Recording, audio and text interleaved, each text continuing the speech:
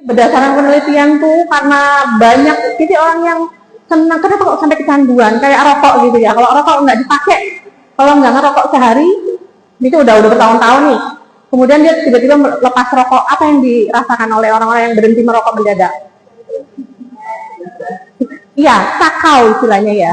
Sakau itu entah yang mulutnya kering, terus moodnya hilang, terus jadi malas, nggak bisa berpikir jernih dan lain sebagainya.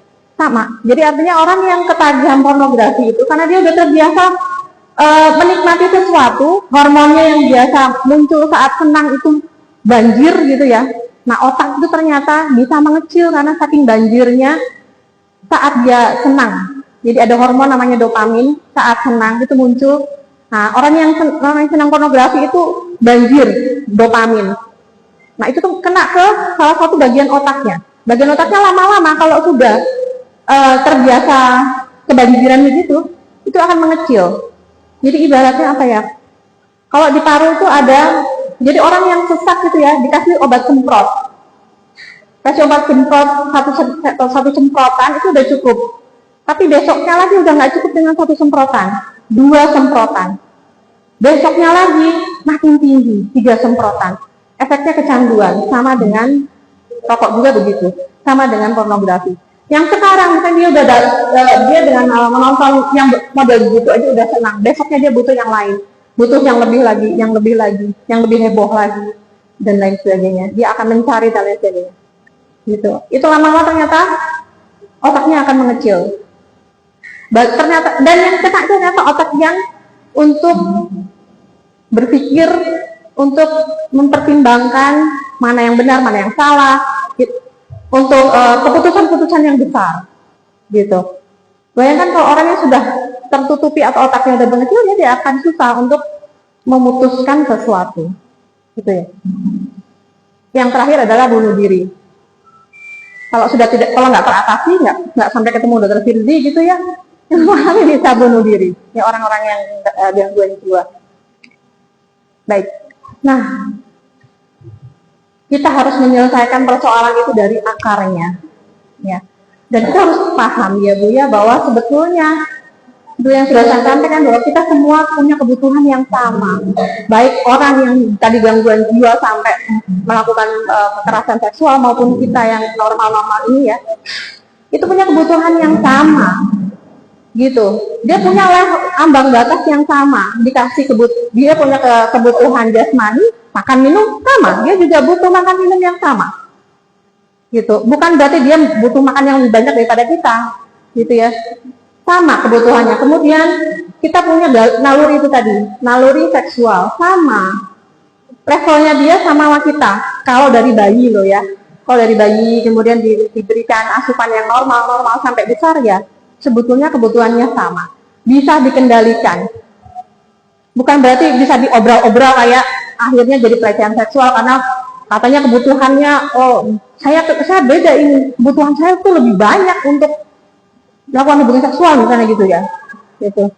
Kalau di luar negeri Bu, kalau di luar negeri kan memang mereka menganut kebebasan individu, kebebasan seksualnya bebas ya, beda dengan Indonesia. Aturan mereka nggak akan mengatur gimana harus dibatasi bahwa laki perempuan harus menikah dulu baru boleh, enggak. Di luar negeri enggak. Sehingga mereka juga gitu. Kalau sering dikasih umpan, dikasih makanan, dikasih itu tadi, ketagihannya makin lama makin banyak. Itu yang saya sampaikan tadi. Hari ini disemprotnya 1 doang, 1 saja udah lega. Besoknya dia butuh 2 semprotan supaya sesaknya lega. Nanti makin lama makin butuh obat yang lebih banyak. Sama, rokok juga begitu. Hari ini mungkin 1 cukup, besok 2, besoknya lagi 3, besoknya lagi 4. Gitu. Itu efek canduan, karena ada nikotin ya di dalam itu. Nah itu ya Bu, bedanya adalah, karena kita adalah orang yang beragama, beda dengan orang Amerika, orang komunis, itu kan dia nggak beragama ya. Orang komunis kan nggak ada yang nggak beragama, ateis. Sedangkan orang Barat itu dia memang tidak mau diatur oleh agama. Kalau kita kan berbeda, kita harus terikat pada agama. Karena apa? Karena Allah sudah memang menurunkan kita satu paket antara kita dengan aturan-aturannya, gitu udah jelas. Yakin nggak Bu? Yakin kan ya? Kalau bahwa Allah itu menurunkan manusia di bumi ini, itu udah satu paket dengan segala kemampuannya, dengan segala aturannya. Gitu. Kemampuannya apa sih? Yaitu tadi dengan segala kebutuhannya dan aturannya. Kebutuhannya apa? Makan, minum, pendidikan, kesehatan, keamanan, itu sama. Satu orang satu dengan orang yang lain. Dengan kecenderungan yang juga sama. Jadi secara fitrah dari kecil itu, manusia itu dari kecil ya, nanti kalau udah laki-laki akan suka sama perempuan suka sama laki-laki. Secara fitrah begitu. Cuman kalau nanti sepanjang perjalanan itu, sejak dia kecil sedang SMP kemudian sampai besar, masuk asupannya salah, jadi akan melenceng.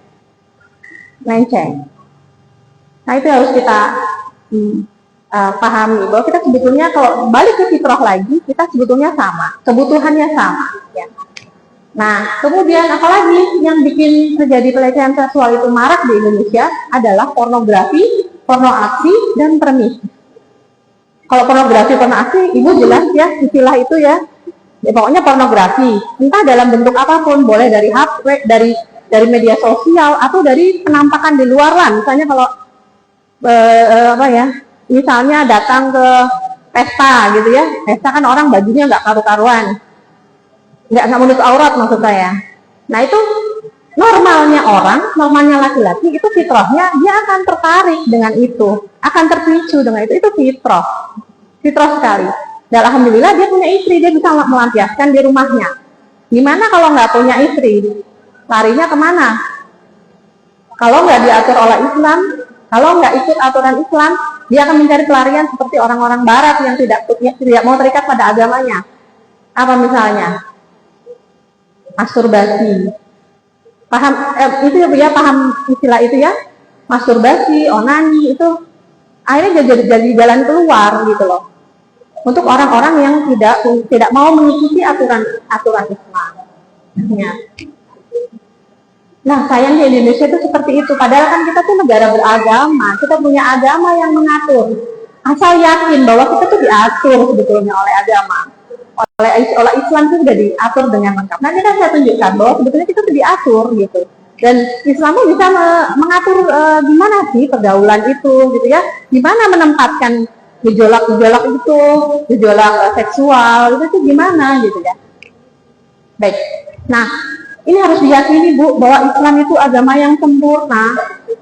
Sempurna itu tidak sekedar saya yakin kok Islam mengatur saya, tapi Ibu tahu nggak sampai sejauh mana sih kita diaturnya gitu. Diaturnya kayaknya cuma ini aja deh, sholat, puasa, zakat, naik haji. Iya nggak? Itu diaturnya seperti itu aja. Cukup nggak Bu dengan itu? Bahwa sebenarnya Islam itu cuma mengatur sholat, puasa, zakat, naik haji. Cukup nggak? Gimana dengan jadi ya Islam mengatur itu, tapi di luar itu juga banyak yang diatur. Gitu ya, bahwa Islam itu sebenarnya mengatur segala-galanya. Cuman kita aja yang belum tahu, dengan gitu ya mungkin ya ilmu kita yang terbatas gitu. Sehingga kita akhirnya tidak bisa mengikatkan diri kita dengan aturan Islam secara menyeluruh ya. Banyak ayat-ayat yang meyakinkan bahwa Allah itu menurunkan kitab Al-Quran itu nggak sekedar ya udah saya turunkan itu aja, enggak ya, tapi ternyata di situ kan penjelasan tentang bagaimana manusia, gimana manusia itu dari air dari mani itu sampai jadi janin dalam rahim, berapa puluh hari dimasukkan rohnya, lengkap di dalam Al-Quran. Kemudian sampai dia lahir, gimana? Dan setelah lahir apa, gitu ya? Itu terus sudah ada di dalam Al-Quran maupun As-Sunnah. Jadi nggak cukup cuma Al-Quran aja ya. Jadi As-Sunnah pun juga melengkapi. Nah, tinggal kitanya, keimanan kita ini Itu betul percaya nggak sih kalau sebenarnya kita itu diatur oleh Al-Quran, gitu, diatur oleh Allah. Jadi Allah itu menurunkan manusia itu ya sudah satu paket dengan aturannya. Begitu juga bahwa kita tuh kita dilahirkan, kita diciptakan oleh Allah itu sudah satu paket dengan usia kita sampai berapa lama, jodoh kita siapa, rezeki kita sampai berapa banyak, itu udah satu paket, sudah satu paket. Jadi nggak perlu khawatir akan tertukar, ya. Nah, bahkan ada ancaman kalau nggak percaya satu ayat aja, itu seperti mengingkari seluruh Al-Quran. Itu kan mengerikan ya sebetulnya, bisa dianggap sebagai kafir ya. Tapi ya ini artinya ini hadis ya. Hadis dua ini adalah hadis. Maaf. Nah ini hadis ya. Jadi saking beratnya, jadi jangan sampai ada celah kita tidak mempercayai satupun yang diturunkan oleh Allah melalui Al-Quran dan As-Sunnah, gitu ya. Oke, jadi bagaimana Islam memandang tentang pergaulan? Jadi sebetulnya antara pria dan wanita itu memang harus berinteraksi, tapi dalam hal apa? Dalam hal keimanan dan ketakwaan. Nanti akan diatur dengan lebih jelas ya.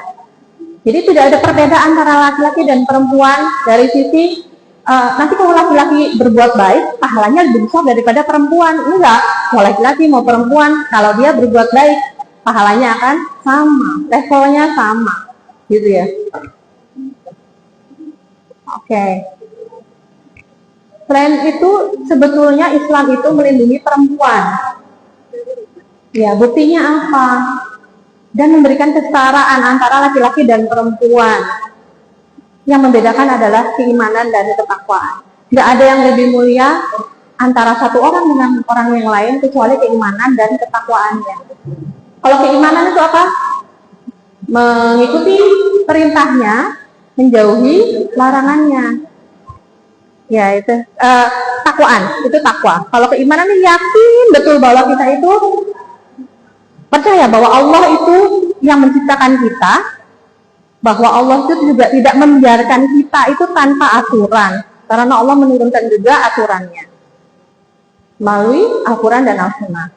Ya, itu dan nggak peduli dia mau anak muda, orang tua, pokoknya dia beriman dan bertakwa dia lebih mulia. Jadi kadang belum tentu orang muda itu lebih tidak mulia dibandingkan orang yang sudah tua, itu belum tentu. Bisa jadi yang muda itu karena dia memang mungkin dia sekolah di pesantren, tahu lebih banyak tentang ilmu agama sehingga dia bisa terikat dengan agamanya, dia akan lebih mulia daripada orang yang jarang belajar agama sehingga dia tidak bisa menerapkan hukum-hukum aturan Allah, gitu ya.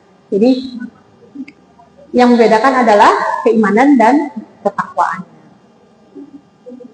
Nah, bagaimana cara Islam melindungi perempuan?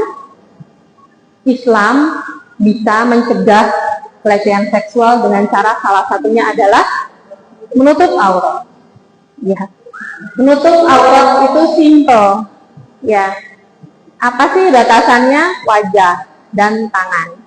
Ya, jadi yang ditampakkan adalah wajah dan tangan.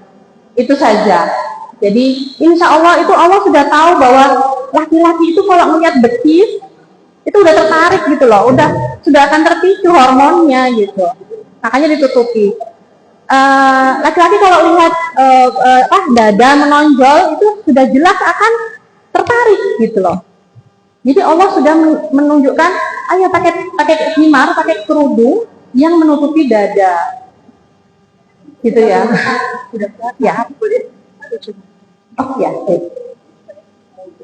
Oke. Nah, kemudian bajunya juga jangan sampai bajunya membentuk seperti biola. Karena ya secara imajinasi orang pun juga bisa melihat di balik itu. Jangan kasih kesempatan orang untuk berimajinasi, begitu ya. Jadi makanya Allah pun juga membataskan seperti ini ya. Kalau perempuan pakai jilbab itu baju, panjang, yang atas ini kerudung itu himar kalau dalam bahasa Quran. Ya, An-Nur udah mengatur seperti itu ya. Ini himar, ini jilbab, gitu. Ada di Al-Ahzab ayat 33. Oke, yang selanjutnya jangan berkholwat. Jadi kondisi berduaan sendiri. Beda kalau di angkot ya, nggak ada urusan kan sama laki-laki dan perempuan dalam satu angkot. Dalam lift nggak ada urusan, itu bukan berkholwat. Karena itu ruang umum, beda. Kalau ini maksudnya di dalam ruangan tersendiri gitu ya. Misalnya praktek dokter itu juga gitu. Kenapa kalau terjadi pelecehan seksual di ruang dokter? Ada ternyata nggak ada mahramnya, nggak ada yang nemenin waktu masuk, nggak ada perawatnya, terus pasiennya juga nggak ada yang nemenin. Akhirnya kholwat deh, ya berduaan gitu. Sehingga terbuka peluang untuk terjadinya pelecehan seksual.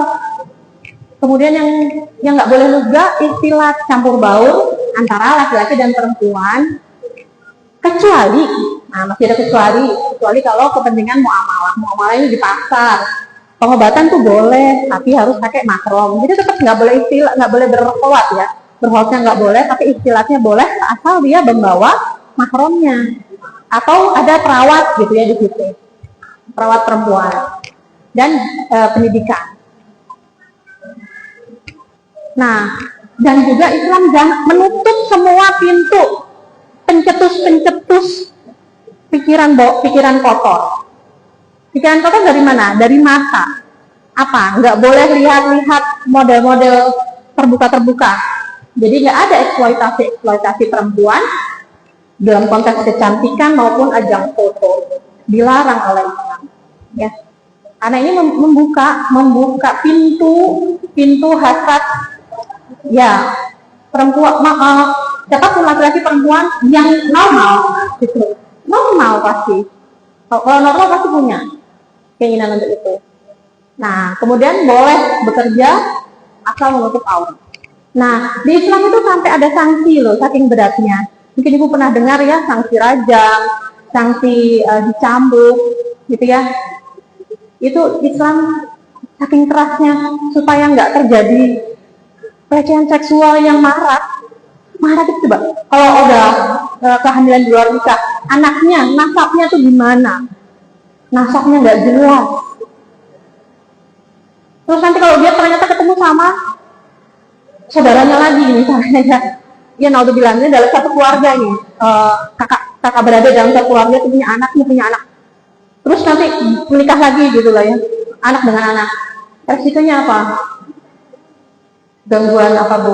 Pernah lihat ya di luar negeri itu ada satu keluarga itu karena dia terpencil ya, dia tuh anak-anaknya tuh saling menikah, kemudian anaknya lagi menikah lagi gitu. Akhirnya yang jadi apa? Keturunan yang retardasi mental, gennya berubah semua, dia terganggu, genetiknya berubah, mutasi. Makanya kenapa kita kalau menikah tuh kalau bisa orang yang jauh, karena kalau deket-deket resiko adanya gen-gen yang dulunya resesif atau yang kecil kemungkinan untuk muncul, ternyata dia akan muncul, dia nggak tahu keturunan keberapa, gitu. Jadi itu Islam sudah mencegah jauh-jauh dengan menutup aurat, dengan menutup semua kemungkinan pornografi, dan eksploitasi, gitu. Makanya hukumannya juga serem, hukum cambuk, hukum rajam sampai meninggal. Nah, karena memang merusak sekali ya.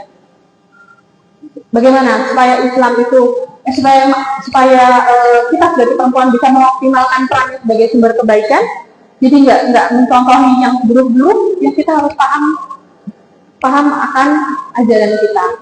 Ya, membangun iman yang kokoh, tunduk terhadap aturan-aturan Islam, mencari ilmu Islam. Kemudian membuat circle itu lingkungan yang baik supaya kita juga tetap baik, nggak toksik. Nah, istilah sekarang toksik ya, dikit-dikit julid, dikit-dikit toksik gitu ya. Carilah circle yang baik supaya kita juga ikut baik, gitu ya.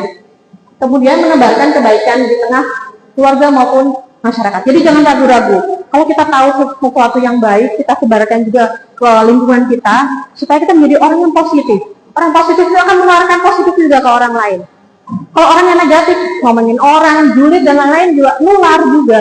Tapi nularnya yang jelek. Kalau kita positif, kita akan menjadi positif juga. Kita coba mengeluarkan ke orang lain hal-hal yang positif. Dan itu harus punya ilmu ya. Ilmunya adalah dia butuh ilmu. Jadi harus ada alokasi khusus untuk terus belajar tentang Islam. Ya. Itu ya. Mungkin yang ini adalah slide terakhir ya.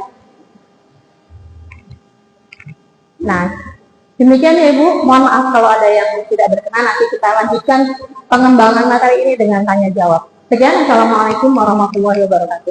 Waalaikumsalam warahmatullahi wabarakatuh. Kita gimana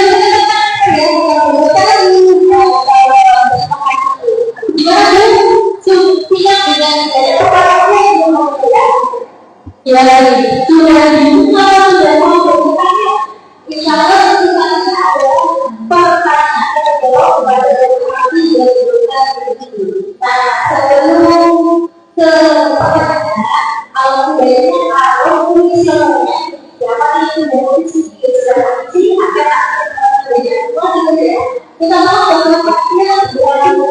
ya terima kasih juga kepada sahabatnya yang sudah mengikuti dari awal dan baru ya kami dengan pada juga yang sebelumnya ini insya Allah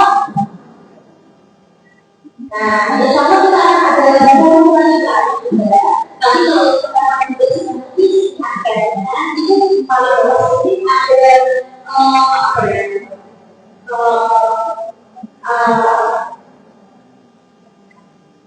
ada pilihan program penyelenggaraan untuk anak ini setelah karena program ini kayaknya dilakukan 12 kali ya Bu. Insya Allah itu kan kita bisa ganti ada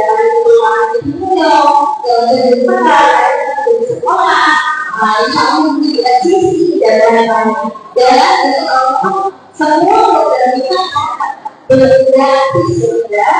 Nah jadi untuk ini membantu kami khususnya anak-anak yang sekolahkan dan pokoknya palingnya membantu untuk ya. Terima kasih. Baik sambil biayanya silahkan dibuat dari dalam ada yang mau bertanya ke dokter ini atau dokter ya.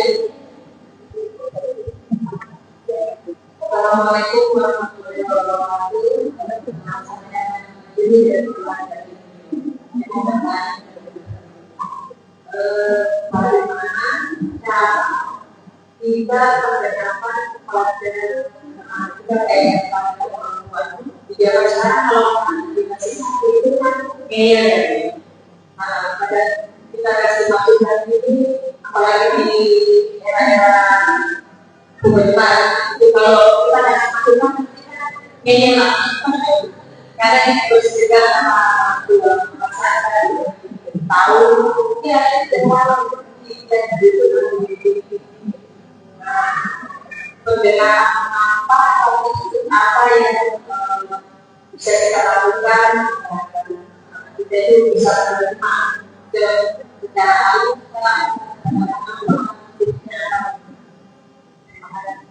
tapi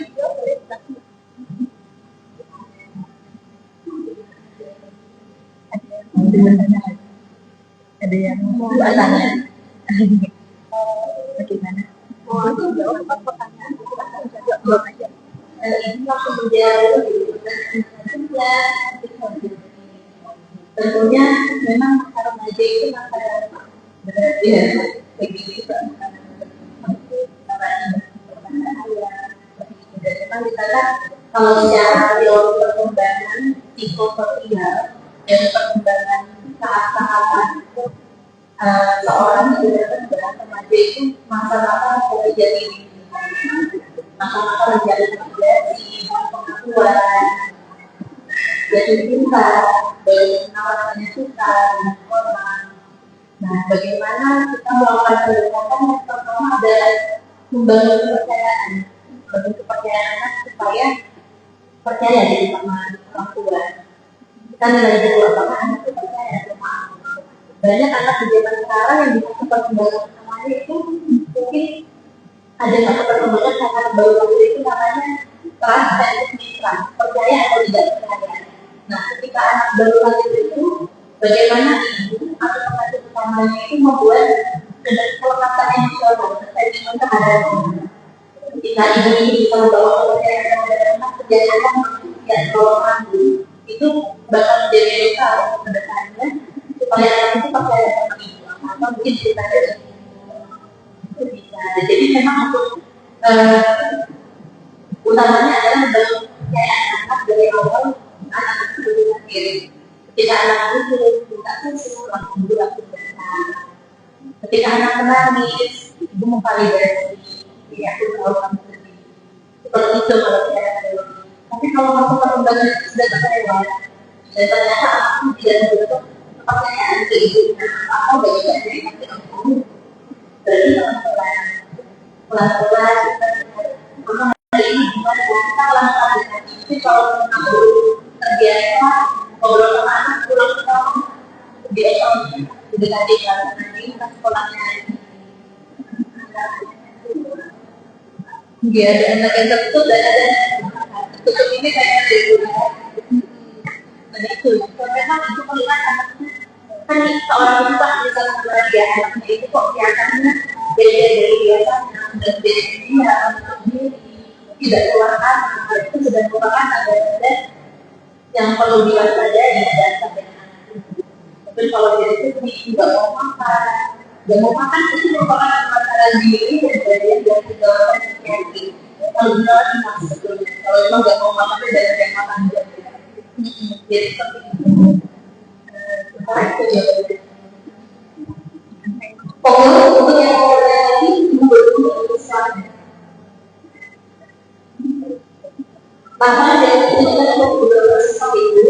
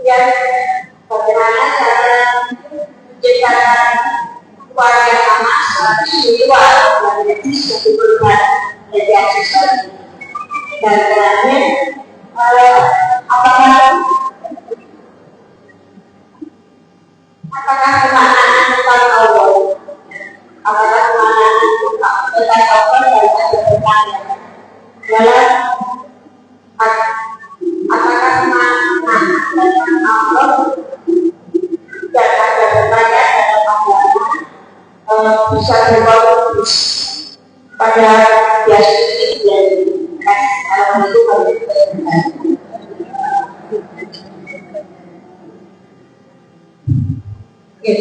terima kasih buat pertanyaan yang luar biasa. Pengamat sosial juga itu kegiatannya. Untuk yang pertama, Bu, bagaimana ya kolaborasi antara medis dan lembaga pemerintah ya untuk menangani kasus-kasus pelecehan dalam pondok pesantren itu ya. Kalau yang pertama dulu. Karena kebanyakan korban-korbannya memang tidak terbuka. Itu tadi Bu. Pelecehan seksual itu terjadi karena korbannya merasa rendah, sedangkan pelakunya orang yang dihormati. Jadi banyak yang pakai lobnya ada. Nah, tapi Bu, itu sebetulnya kita sebagai ibu yang kita sebagai perempuan yang punya anak, itu kewajiban kita untuk paham juga, paham pendidikan seksual juga, yang juga harus bisa kita pahamkan sejak awal, sehingga nanti pas sudah sekolah manapun dia tahu batasannya. Batasan itu sudah tidak bisa dilanggar, itu sudah tahu semua. Baik orang yang melakukan itu orang yang penting, orang yang tahu agama sekalipun, kalau salah ya salah, itu sebetulnya.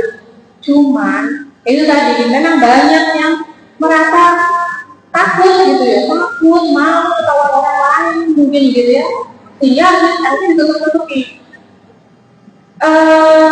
Karena kita memang ya terus negara kita memang tidak begitu peduli ya, bukan tidak peduli.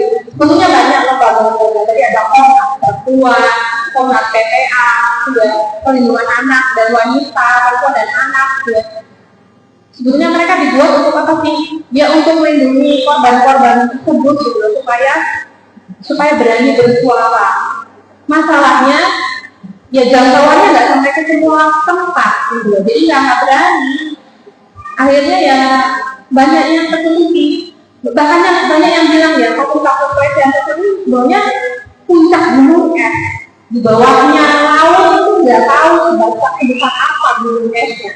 Yang kelihatan cuma puncaknya aja, yang kelihatan, yang terlaporkan, yang tertangani. Tapi bawahnya yang banyak itu di bawah laut nggak kelihatan gunungnya. Itu sebetulnya persoalan besar kita. Nggak selesai dengan cuma menangani menangani korban dan pelakunya, itu nggak bisa berhenti situ aja.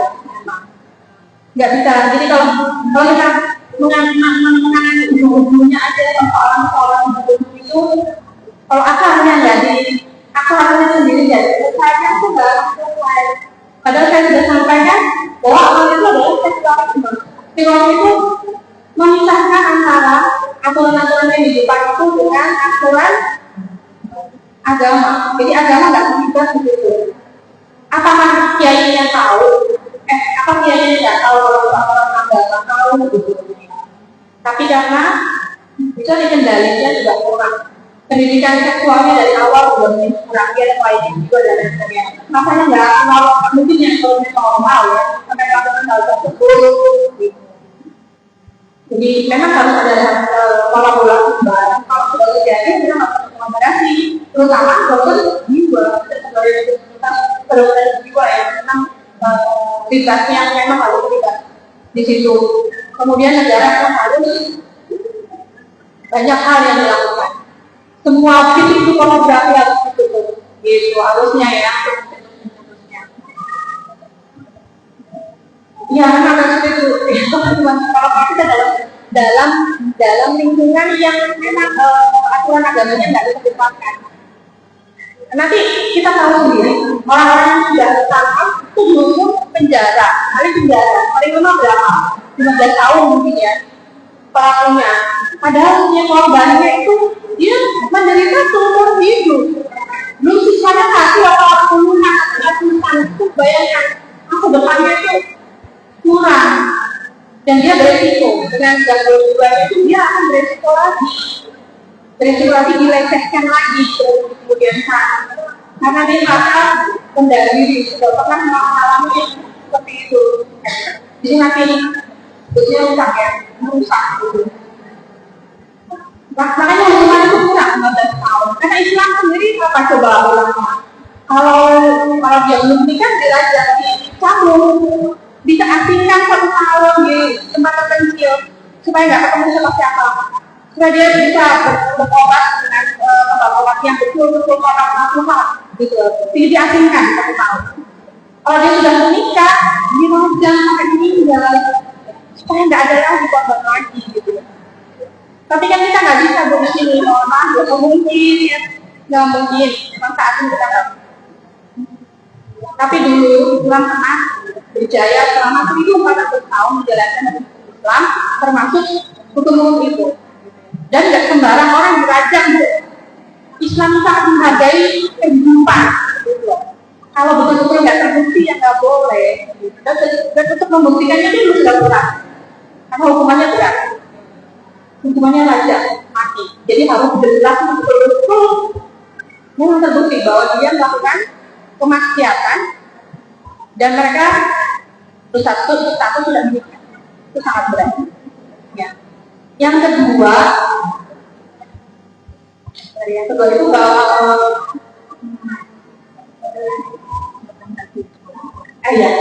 korban yang tidak memantau ya karena bisa jadi malu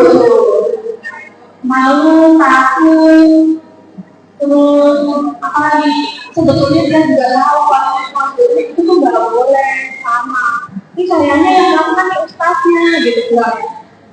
Tetap nggak boleh. Kalau sudah sampaikan pendidikan seksual dari kecil sampai besar itu juga harus bilang tidak. Mana yang boleh dipegang, mana yang nggak boleh dipegang. Itu sudah harus aku bilang tidak. Sudah. Dan kita sebagai orang tua itu jangan suka menyalahkan anak. Karena itu yang menjadi anak nggak mau cerita, mungkin itu ya. Ini kan kita sering nyalahin gitu ya. Jadi kita sebagai pendengar yang baik, dengan itu dia akan percaya pada kita dan dia akan bercerita, gitu. Bercerita apa adanya, karena kita nggak nyalahkan. Jadi jangan sampai nyalahkan anak kecuali memang salah gitu ya. Dan salah itu jangan dari satu sisi anaknya aja, coba dari sisi gurunya, kata gurunya apa, dari temannya apa, jadi dari banyak sisi baru kita bilang dia salah, baru kita menyalahkan. Tapi kalau enggak, kalau dia baru cerita, jangan dijudge apapun. Dia kayak kita punya kita sebagai bilang kosong aja, dengarkan, terima dulu gitu ya. Kalau kita kasih masukan yang kita bangun supaya dia banyak cerita, dipancing terus kan dia banyak cerita, supaya nggak ada yang ditutup-tutupi, gitu ya. Ini yang bikin, dan itu butuh waktu nggak mungkin kalau kita nggak berada di dekatnya terus tiba-tiba dia mau cerita ke kita juga belum tentu. Jadi bisa jadi harus dilarikan ke tempat lain, dalam suasana yang tenang, entah pas piknik atau pas jalan-jalan gitu ya, dikasih waktu khusus bersama-sama gitu mungkin. Dan itu duaan aja sama anaknya gitu ya, jajan makan cuma makan bakso aja lah gitu. Tapi mungkin dari itu akan terbuka, dia kalau ada masalah mungkin dia mau cerita. Itu salah satunya. Artinya gini, dari timbulkan kepercayaan ada anak bahwa dia tuh boleh bilang tidak. Nggak semua boleh diiyakan. Kalau salah dia salah, kalau betul dia boleh. Jadi harus berani. Insya Allah yang itu ya, yang ketiga itu awalnya kenapa ya? Yang ketiga, ibu sudah jelas yang ketiga. Bagaimana awal itu tentang Allah dan ada tempatnya dan berkontribusi terhadap iya. Apakah tentang Allah dan ada tetangga dalam bisa berkontribusi pada reaksi lain. Yang kata-kata terakhir itu untuk itu korban menyalahkan menyalahkan korban fenomena yang menyebabkan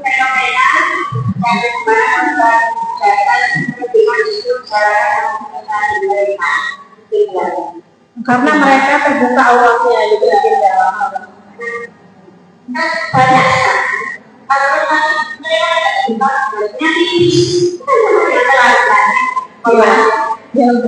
ya Bu, jadi itu makanya tadi sudah saya sekilas tuh ya, saya tunjukkan gambar bahwa Islam mengatur amal yang boleh kelihatan adalah wajah saja, dan bajunya adalah himar dan jilbab. Tapi juga ada salah tambahan, jangan bikin betul Bapak Ibu, jangan bikin ngepres, ya sih tapi ngepres. Ya itu karena jadi sebetulnya Allah udah tahu bahwa manusia itu akan tergoda dengan bentuk, dengan orang kalau ini sudah berbahaya, kata bahaya. Makanya Islam itu udah mencegah supaya jangan sampai punya pikirannya tidak tahu-tahu. Mungkin itu dulu ya. Insya Allah dengan itu kita akan saja kalau kita laksanakan, kalau insya Allah sudah bisa mencegah terjadinya pelecehan seksual yang blending saja. Ya ini juga termasuk yang salah, jadi jangan sampai kenal. Yang salah dua-duanya, jangan saya juga nggak salah dua-duanya ya. Kita harus lihat kalau dalam kondisi saat ini, memang bisa jadi yang penggodanya bajunya memang nggak karuan, karena belum paham. Terus yang pelakunya juga gitu, dia juga salah gitu loh. Sebetulnya itu bukan haknya. Kenapa kok dilanggar aja? Ya salah, jadi dia nggak cukup hanya menyalahkan korban, nggak bisa diterima. Pelaku tetap tidak salah. Nah, kalau korban dia hanya pencetus aja, dia nggak ngajak karena dia nggak paham, tapi bisa pencetus. Tapi dia juga salah, kenapa nggak tahu, nggak cari tahu gitu ya, nggak cari tahu gimana sih batasan aurat dalam Islam, juga bisa jadi dia nggak tahu. Jadi orang yang nggak tahu itu dia punya dosa dua, dia nggak cari tahu sama kesalahan saat dia melakukan itu, dan karena dia nggak mau tahu. Ya, kalau yang sudah tahu tapi dia melanggar, ya dosanya dosa, ya kan? Ya insya Allah itu dulu mungkin yang dilanjut lain forum ya. Pada kedua itu apa? Allah ibu begitu kalau tidak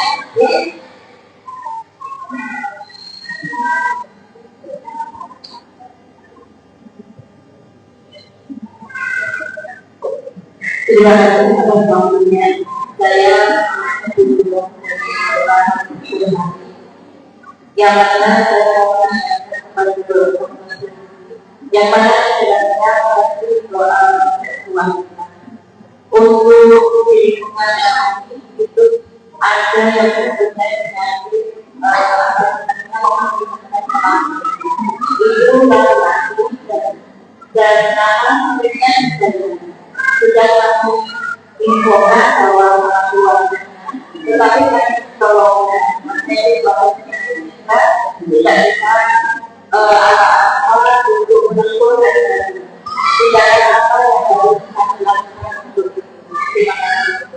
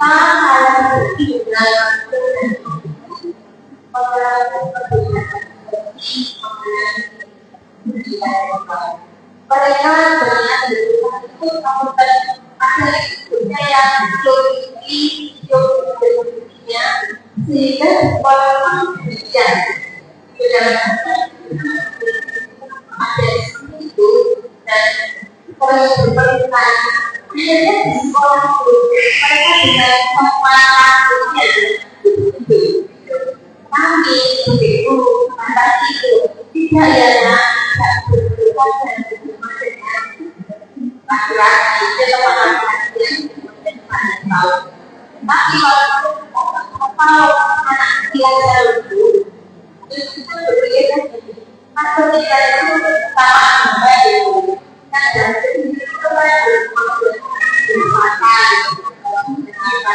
yang kayak dengan kuliah sama terus yang apakah anak berusia 2 tahun itu memang benar-benar tidak lupa dan permainan kegiatan berpelukan salah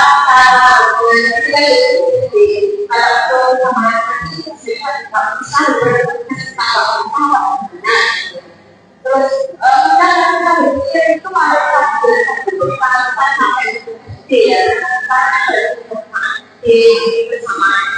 apa namanya seperti itu bukan mereka ada seksual nanti yang teman sebagai anak berkebutuhan sayang berpelukan saling agama yang mengatakan Tuhan para Tuhan tidak boleh itu berjalan dan berjalan itu apa itu dan hati dan tempat dan amal kita lebih fokus pada kehidupan karena kehidupan yang ada jadi kita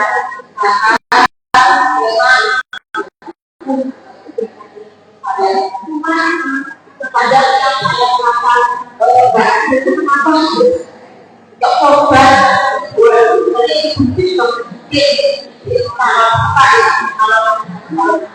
itu juga tidak ada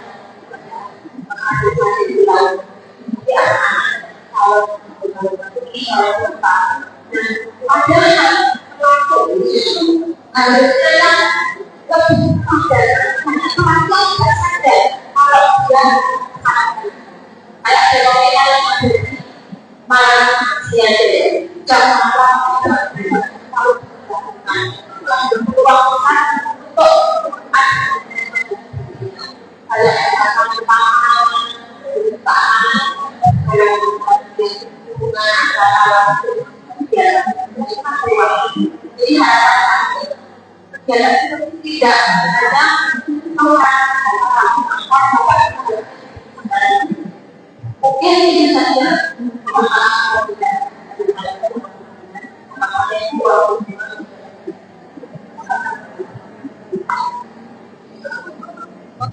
aku mencoba yang dijawab pertanyaan kalau bisa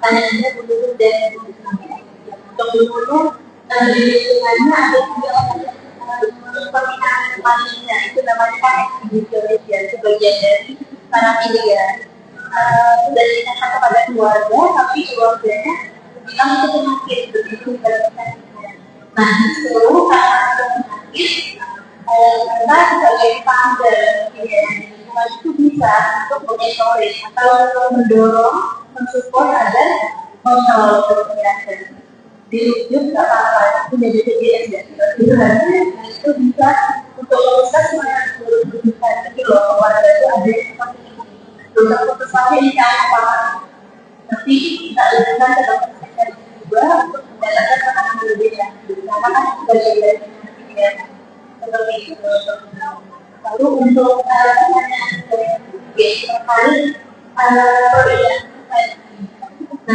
perbedaan ini maaf kalau ini tentang umum ya dan memang untuk anak itu sudah bagus sekali ya dan itu balasan-balasan yang dijadikan mana yang tidak bisa dan memang banyaknya terjadi diajarkan untuk balasan interaksi antara perempuan dan laki-laki karena ya kita berbeda agama laki-laki dan perempuan karena itu tidak terbiasa melakukan di usia pembalasan karena sekarang banyak anak kecil dan berpacaran dan berbeda saja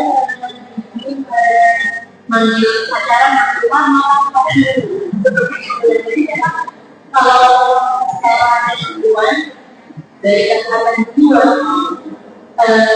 sejauh ini ada harus dibatasi. Bagaimana kita komunikasi antara guru dan orang tua. Mungkin itu juga dulu untuk kita dengan orang tua dalam terkait dengan seksualitas pada yang kedua, fokus ke korban dan akhirnya bagaimana. Jadi tadi kita sempat membahas itu juga tentang pandangan dari pelaku. Sebenarnya kenapa pelaku bisa melakukan pelecehan seksual? Karena mereka ini laki, waktu kita lama di masalah kekerasan, diabaikan, melihat orang tua yang melakukan kekerasan. Jadi dia punya kemampuan untuk melihat hal itu untuk melakukan seksual itu dan mendapatkan kekuatan. Nah, jadi kita akan bisa kita lakukan sekarang adalah pencegahan bagaimana supaya tidak dibentuk anak-anak kita atau di sini kita agar tidak menjadi pelaku di masa yang akan datang. Dan juga kalau kita lihat ada pelaku, kita menyadari kondisi kita ada orang berlari seperti kita dan dia untuk berobat sebelum dia jadi melakukan tindakan kriminalitas. Mungkin dari ada yang apa sebelumnya? Enggak, mungkin dikembalikan ke ada tiba lagi ibu takut udah boleh Masya Allah. Insya Allah untuk pertanyaan untuk ya ada 4 pertanyaan. Nanti insya Allah untuk pertanyaan insya Allah akan mendapatkan bebas alhamdulillah. Baik, Bunda, sedikit pertanyaan dari aku. Tadi saya juga dapat tapi memberikan pilihan satu parti berbasis di Shopee kalau ada kelas ibu tahu program pendidikan anak usia dini dan yang terakhir adalah kajian pendidikan sendiri. Ada kajian Islam TV, tafsir dan tafsir Al-Quran. Insya Allah kami dari Dinas itu masih membantu program mereka yang mencerdaskan para generasi kita para wanita terutama anaknya. Semoga saja bapak-bapak ada kalau kita fokusnya adalah teman bapak tua jadi kita baca dasar di dulu insya Allah membaca dan kita mengatakan insya Allah anak-anaknya dan keluar dari rumah juga satu lagi yaitu karena kalau kita tidak belum ada dari para sumber komunikasi ya dimana si parti usia dini patut berkenalan nanti bisa mendapatkan sedikit berbeda alhamdulillah kami bisa melihat sudah pengalaman program itu kepada para dan Pak Sama dan alhamdulillah sudah diapresiasi baik dan belum tahu akan disosialisasikan apa. Nah, untuk menyelesaikan program bersama, kita sebagai ibu yang cerdas mengembangkan pendidik anak-anak dan generasi kita.